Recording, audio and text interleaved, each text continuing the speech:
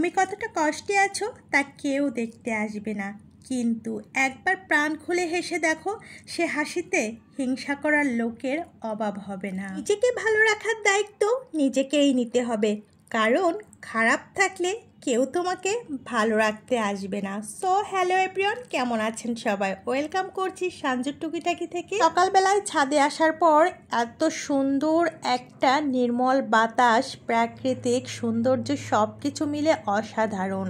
এই তো আমার মেয়ে বাসা থেকে মগ আর তার ছোট্ট একটা বালতি আছে, সেটাও নিয়ে এসেছে। সে গাছে নাকি আজ পানি দিবে।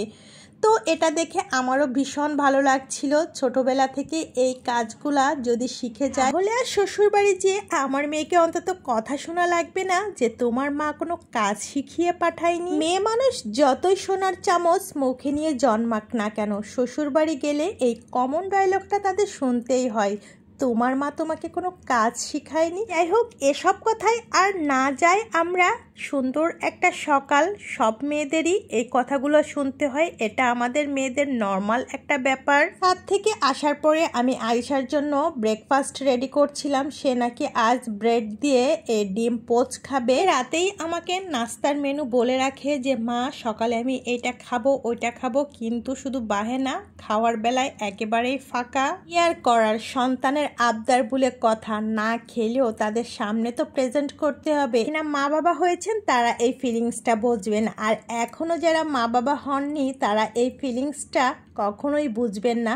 সন্তানের আবদারগুলো পূরণ করতে মা বাবার কতটা ভালো লাগে।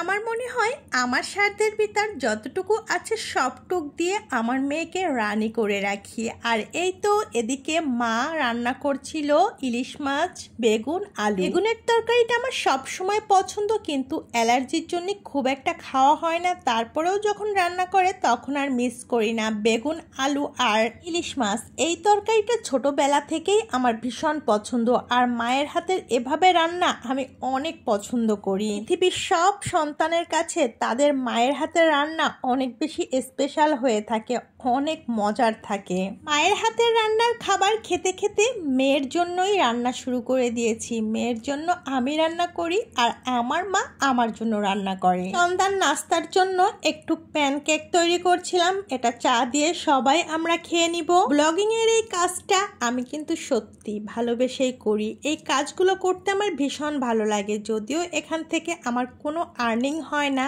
তারপরও কেন জানি এই ভিডিও ক্লিপসগুলা করতে, এডিট করতে, ভয়েস দিতে, ভিডিও আপলোড করতে, এই কাজগুলো করতে আমার অন্যরকম এক ভালো লাগা কাজ করে। আসসালামু আলাইকুম, থ্যাঙ্কস ফর ওয়াচিং।